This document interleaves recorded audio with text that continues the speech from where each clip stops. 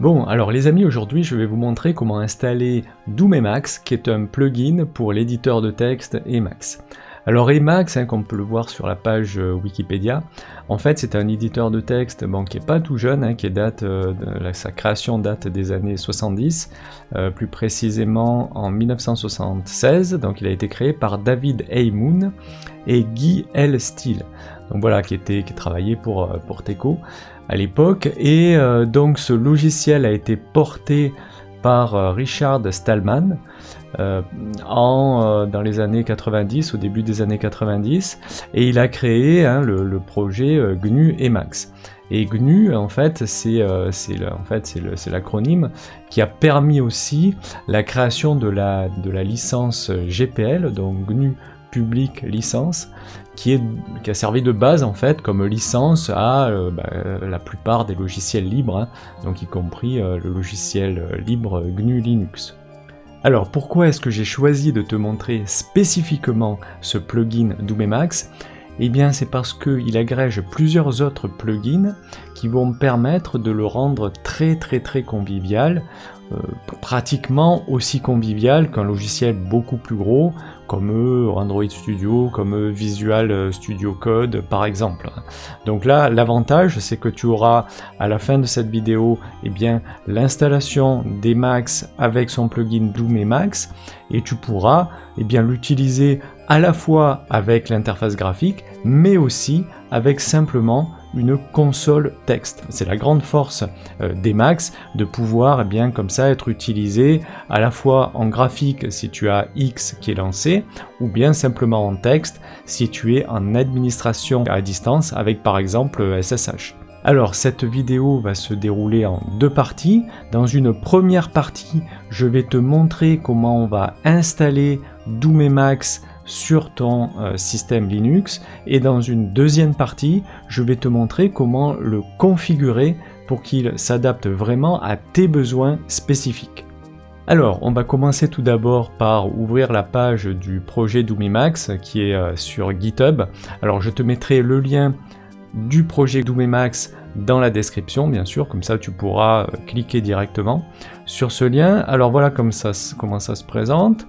Donc ici on a une capture écran, donc je vais l'ouvrir.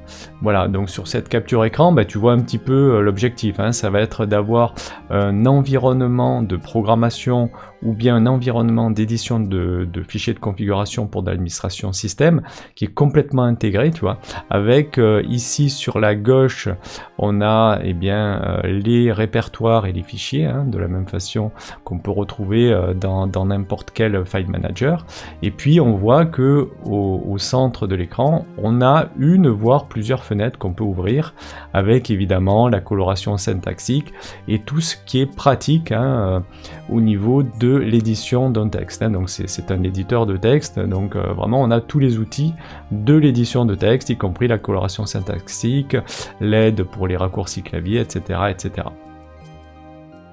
Alors la première partie, donc l'installation, donc voilà, là tu retrouveras les caractéristiques, l'installation, et notamment ici il y a le Getting Started Guide, donc on va l'ouvrir, il est ici.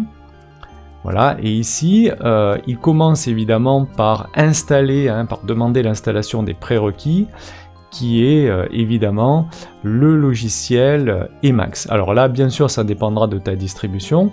Moi ici, je suis sur Arch Linux, mais voilà, tu as la possibilité de l'installer avec Ubuntu apt-get install, ou bien avec Fedora dnf install, ou bien avec Arch Linux, qui va être mon cas ici, avec pacman-sy Emacs.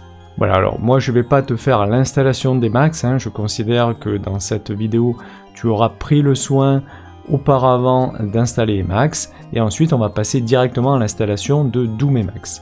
Alors pour installer Doom Emacs, donc il faut cliquer ici, Doom Emacs, et tu as deux lignes de commande à copier-coller. Alors je te rappelle, pour copier-coller une ligne de commande, il faut la sélectionner tout d'abord, et ensuite faire un clic molette avec la souris. Alors je vais ouvrir une console. Alors avant de faire le copier-coller de cette ligne d'installation, je te recommande de faire une sauvegarde de ton fichier de configuration local d'Emacs qui est situé dans .emacs.d. Donc par exemple de faire un mv.emacs.d en .emacs.d.old, et là par exemple tu vas pouvoir mettre l'année, le mois, le jour, qui va te permettre en fait de faire une sauvegarde de tes fichiers de configuration d'Emacs si jamais tu as déjà modifié quelques éléments à l'intérieur. Voilà, c'est toujours une bonne précaution à prendre. La deuxième précaution aussi que je te recommande de faire, c'est de faire un mv.emacs, qui est également un autre fichier de configuration, en .emacs.old, et là pareil, tu peux mettre la date. Comme ça te permet d'avoir une sauvegarde de ton fichier de configuration. Donc voilà, une fois que tu as fait ça, on va lancer la commande git clone. Donc alors c'est git clone avec le lien vers le GitHub. Donc je fais entrer. Et voilà, il récupère le projet Doom Emacs. Voilà, une fois que c'est fait, on retourne dans le Getting Started, l'installation de notre plugin, et il y a une deuxième commande à taper ici, c'est le Doom Install. Donc on va faire pareil, un copier-coller avec un clic du milieu avec la souris, et on fait entrer. Et là donc il va nous poser quelques questions auxquelles on va répondre oui, donc avec Y, pour l'ensemble des questions. Voilà, donc l'installation, elle peut être un petit peu longue, parce que comme je te le disais, Doom Emacs, en fait, il va agréger plusieurs plugins, avec des thèmes, avec des fichiers de configuration, avec beaucoup de packages. Donc là, je vais mettre en pause la vidéo, et à chaque fois que tu auras une question, voulez-vous installer oui ou non, il faudra répondre Y pour yes pour oui. Donc voilà, on se retrouve juste après cette installation. Voilà, l'installation des packages est maintenant terminée. Alors, que fait Doom Install, la commande qu'on vient de taper là juste à l'instant? Elle a créé un répertoire .doom.d et elle a copié à l'intérieur certains binaires, certains exécutables, dont le binaire par exemple qui s'appelle Doom. Alors si tu veux un jour désinstaller Doom Emacs, donc il faudra bien penser à supprimer le .emacs.d et également le répertoire .doom.d dans ton home directory, qui est représenté ici par un /. Alors ensuite, il nous reste à rajouter au niveau de la configuration pour terminer l'installation le répertoire .emacs.d/bin dans notre pass. Alors qu'est-ce que c'est le pass? En fait, c'est une variable d'environnement qui contient une liste de répertoires. Alors la plupart du temps, c'est des répertoires binaires. Ça permet en fait au système d'accéder directement au nom des binaires sans avoir à mettre le chemin entier pour accéder à ce binaire. Donc c'est ce qui permet grosso modo de pouvoir taper ls plutôt que de / le chemin où est installé ls. Voilà, donc c'est très pratique. Et là, c'est un petit peu la même chose. Ça va nous permettre d'avoir accès à la commande Doom, la commande binaire Doom, qui est installée maintenant sur notre système. Donc on va rajouter ça. Alors, cette étape dépend de ton shell. Donc si tu as un bash, ça va être cette ligne là que tu devras mettre dans ton bash, dans ton .bash.rc. Moi ici je n'ai pas bash, mais j'ai ZSH. Alors je vais te montrer la manipulation avec ZSH.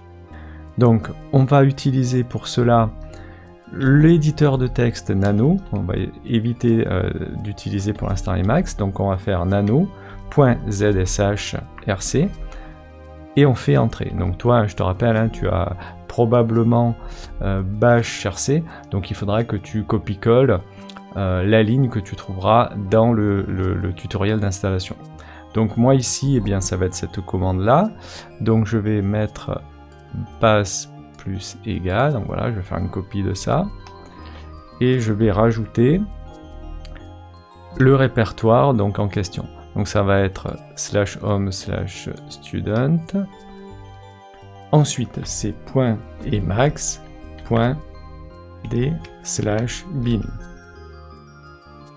Voilà, on enregistre en faisant CTRL X, il nous demande si on veut sauvegarder, donc on fait yes, entrée, et on sort. Donc là, si tu veux éviter d'avoir à rebooter, hein, on peut faire directement la commande source.zshrc. Alors tu feras toi, si tu es sur bash, source.bashrc et entrée. Voilà, donc comme ça nous permet d'avoir rechargé notre fichier d'environnement .zshrc sans avoir à rebooter. Donc maintenant, normalement, nous avons accès à la commande Doom. Voilà, effectivement, elle fonctionne, parce que je vois que ça s'affiche en vert sur ZSH. Donc elle est bien reconnue dans le pass. Bon voilà, la commande Doom est maintenant installée, le plugin Doom Emacs est installé. Alors sache que tu as avec la commande Doom la possibilité de maintenir ce plugin avec par exemple Doom Upgrade. Bon là on vient de l'installer donc a priori hein, il est complètement à jour, mais voilà, sache que tu pourras dans le futur, hein, si tu en as besoin, l'upgrader sans avoir à tout réinstaller. Alors maintenant que notre première partie est terminée, l'installation de Doom Emacs, on va maintenant passer à la deuxième partie qui est la phase de configuration du plugin Doom Emacs. Alors je vais retourner dans ma console et je vais lancer maintenant donc Emacs. Alors sache que tu peux le faire soit dans la console comme ceci, ou bien soit directement en passant par le menu de ton Window Manager. Voilà, donc je lance Emacs. Voilà, et donc il s'est ouvert, on voit qu'on a bien l'affichage de Doom ici, donc qui indique que Doom Emacs a bien été installé. Alors je vais agrandir un petit peu la fenêtre, et je vais augmenter un peu la taille des caractères par exemple. Alors ça se fait avec la molette, hein, le contrôle molette, et voilà, on fait contrôle molette, et ça permet comme ça d'avoir un affichage avec une taille des caractères un peu supérieure. Alors dans cette vidéo, hein, je considère bien évidemment que tu n'as aucune connaissance avec Emacs, donc je vais te montrer quelques raccourcis qui sont très pratiques à utiliser. Alors tout d'abord, le raccourci CTRL X et ensuite D. CTRL XD te permet d'avoir voilà, un petit gestionnaire de fichiers très pratique. Alors je zoome un petit peu pour que tu vois. Voilà, et ça permet comme ça d'avoir un file manager, disons, intégré dans Emacs. Alors là, le premier fichier qu'on va ouvrir, ça va être le fichier de configuration de Doom Emacs. Alors ce petit file manager ici, il est très pratique parce que tu peux utiliser la touche Tab. Donc je vais me déplacer en utilisant la touche Tab. Donc je vais d'abord taper point, ensuite je vais taper Doom, voilà, DO, et je fais Tab et il me complète automatiquement avec Doom.d. Donc voilà, c'est très pratique. Et ensuite, si je fais avec la flèche vers le bas, on voit qu'on peut se déplacer à l'intérieur de ce répertoire. Donc je vais faire par exemple sur le premier init.el, je vais faire entrée, et bien il va me sélectionner ensuite init.el. Je fais encore une fois entrée, et là je vais ouvrir le fichier init.el. Alors contrôle molette pour agrandir un petit peu les caractères pour que tu les vois. Alors voilà, la première étape, quand tu auras installé Doom Emacs, eh bien ça va être de configurer Doom Emacs avec ce fichier init.el. Alors à l'intérieur, en fait, comment ça se passe? C'est assez simple, hein. Tu as beaucoup comme ça, tu as une liste de packages qui sont mentionnés, donc input, Chinese, Eevee, Doom, etc. Tout ça, en fait, c'est des packages que tu vas pouvoir, à la demande, soit activer, soit désactiver. Donc on va regarder un petit peu ensemble hein, lesquels on va activer et puis lesquels on va désactiver. Mais voilà, hein, sache que eh bien, voilà, ce fichier est assez grand, hein, comme tu peux le voir. Eh bien, il y a voilà, une liste de packages comme ça à activer ou désactiver, simplement en faisant quoi? Eh bien, en mettant un point virgule devant le package si on veut le désactiver, ou en enlevant le point virgule si on veut le désactiver. Voilà, c'est vraiment très simple. Alors, moi il y a un package que j'aime désactiver tout de suite dans Emacs, c'est le package Evil, E-V-I-L. Alors, comme son nom l'indique, alors c'est un petit peu humoristique, hein, c'est pour indiquer que c'est Emacs avec les raccourcis clavier VI. Donc si tu viens du monde VI, peut-être que cette étape pour toi, eh bien tu peux la sauter, hein, mais disons que voilà, moi je préfère avoir les raccourcis clavier natifs à Emacs plutôt que les raccourcis clavier natifs à VI. Mais encore une fois, c'est une question de choix. Alors, pour arriver sur cette configuration, il y a dans Emacs un raccourci de recherche qui est CTRL-S tout simplement, pour S pour Search, et là on va taper EVIL. Et il va nous positionner le curseur directement sur la ligne correspondante. Alors là, je vais désactiver le mode Evil, donc je vais faire un point virgule. Alors ça marche pas parce que je suis en mode VI, donc je vais faire I pour passer en mode Insert sous VI, et je vais faire point virgule. Voilà, une fois que j'ai fait ça, j'enregistre. Bon, une fois que c'est fait, maintenant il nous reste à faire valider cette mise en commentaire avec tout simplement une commande Doom, donc on va faire Alt X. Alors Alt X sous Emacs, ça permet de lancer des commandes internes à Emacs. Donc Alt X et on va taper Doom, D-O-O-M, et nous c'est la commande Doom Reload qui va nous être utile. Donc on fait Tab, Doom Reload, donc Entrée, et là il va lancer la commande Doom Reload. Donc il va prendre en compte le fait qu'on a désactivé le mode Evil dans Emacs. Donc on n'a plus maintenant, on n'a plus les raccourcis, comme tu peux le voir, si je tape I et que je fais échappe, eh bien il ne se passe rien de particulier. Donc je n'ai plus les raccourcis clavier habituels à VI. Alors, on va regarder un petit peu maintenant les packages qui vont nous intéresser. Alors voilà, par exemple, tu as les packages ici Chinese, Japanese, pour activer le chinois ou le japonais. On a ensuite, qu'est-ce qu'on a comme autre package? Ah oui, un package qui est intéressant ici, c'est le package Neo3. C'est un package qui te permet d'avoir un file manager, alors un peu plus complet que celui qu'on a vu tout à l'heure qui est Dialed, un peu plus complet, donc le Neo3, il se rapproche vraiment beaucoup de ce qu'on peut retrouver comme file manager, comme par exemple dans Visual Studio Code, ou bien dans Android Studio. Hein. Sur la gauche, tu as comme ça un file manager qui est assez pratique. Voilà, ensuite on a les terminaux qui sont, alors ça c'est intéressant, c'est des terminaux qui sont intégrés dans Emacs lui-même. Alors on a le terminal, on va dire historique à Emacs qui est eShell, donc je vais l'activer. Et je vais aussi activer le terminal vterm qui est aussi assez intéressant. Alors tu vois par exemple que tu as des paquets ici comme Ansible qui permettent de faire de l'automatisation de gestion de système d'exploitation à distance, donc ça c'est assez pratique. Après on a ici Docker que tout le monde connaît, donc moi je vais l'installer par exemple. Ensuite on voit qu'on a la gestion des PDF, donc ça aussi ça peut être intéressant de l'installer. Alors il y a aussi Tmux qui est un screen manager, donc c'est assez intéressant, moi je l'utilise assez souvent, donc je vais l'activer. Voilà, donc là après il s'agit vraiment de choisir ce qui correspond à tes besoins et à tes envies. Alors on a ensuite la rubrique qui concerne les langages de programmation, donc là ça va te permettre d'activer ou désactiver la coloration syntaxique d'un certain langage de programmation.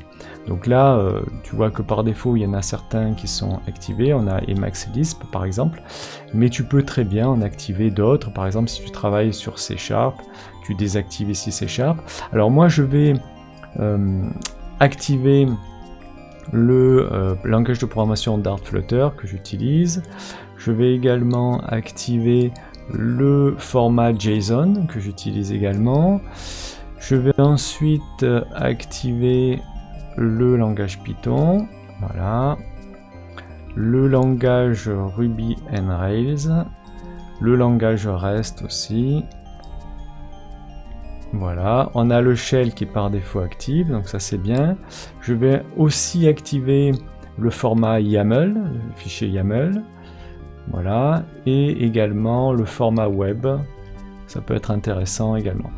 Voilà, ensuite on a la possibilité avec sous Emacs de gérer à l'intérieur d'Emacs même eh bien, les mails. Bon, moi je ne le fais pas particulièrement, mais voilà, sache que c'est possible. On peut également activer le calendrier, voilà, je vais l'activer. On peut éventuellement aussi activer IRC, hein, c'est un chat historique. Ensuite, on a aussi EMMS qui est un lecteur d'audio, hein, tu peux avoir ton lecteur audio hein, de MP3 ou de .ogg à l'intérieur d'Emacs lui-même. Voilà, donc là, je vais enregistrer, alors comme tout à l'heure, hein, CTRL X, je laisse le contrôle appuyé et ensuite j'appuie sur la touche S. Là, il a enregistré le fichier init.el.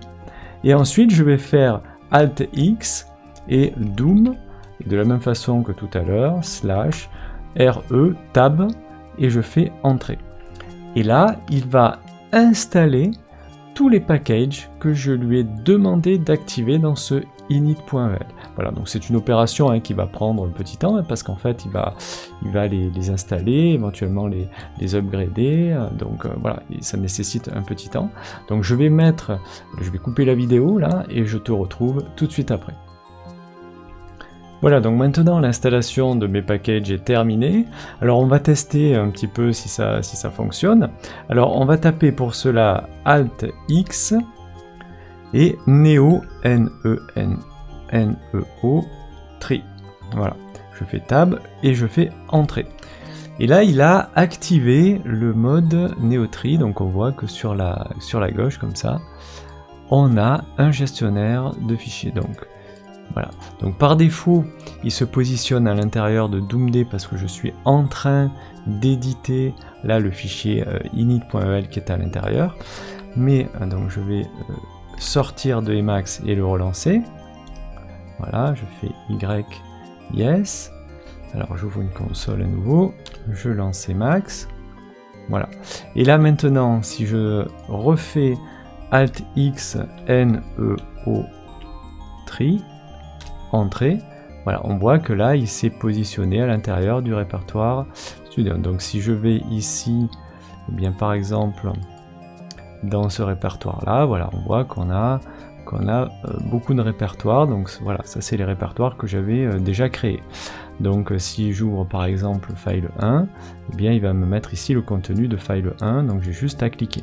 Alors sache que toutes ces manipulations, tu peux les faire au clavier. Alors par exemple ici, je suis positionné à l'intérieur de file 3. Si je veux revenir à gauche au clavier, je vais faire CTRL X, O, et ça va, la touche O, donc ça va me permettre de me retrouver dans le file manager Neo Tree. Donc là, je veux par exemple me déplacer, je le fais avec les touches flèche vers le haut, flèche vers le bas, tout simplement. Si je veux ouvrir un répertoire, je me positionne ici sur dir 1 et je fais Entrée. Je veux ouvrir dir 2, pareil, je fais Entrée. Je veux ouvrir fic 1 qui est dans dir 2, je fais Entrée dans fic 1. Voilà, donc on voit que, et puis je veux retourner maintenant à l'édition de fic 1, je fais CTRL X, je lâche le CTRL et je fais O, et je me retrouve voilà, dans le fichier fic1 que je peux compléter, voilà, par exemple. Donc voilà, on voit que c'est très très pratique, hein, et toutes ces possibilités-là, eh bien on peut le faire à l'intérieur d'une console texte. Donc c'est ça qui est vraiment très très pratique. Alors bon, voilà, on a terminé là, notre configuration de Doom Emacs, donc on voit que ça fonctionne bien. Alors maintenant je vais te montrer ce que ça donne par exemple sur un fichier Dart. On a activé tout à l'heure la coloration syntaxique, et bien on voit que celle-ci fonctionne. Alors je vais agrandir un petit peu la fonte, donc avec CTRL molette, et bien on voit que on a une vraie coloration syntaxique. On va essayer maintenant aussi le shell. Alors je vais faire Alt X et puis E shell, Tab, et je fais Entrée. Et on voit qu'il nous a ouvert eh bien, une console shell à l'intérieur d'Emacs. Hein, si je fais Entrée, voilà, ça nous permet d'avoir une console shell à l'intérieur d'Emacs.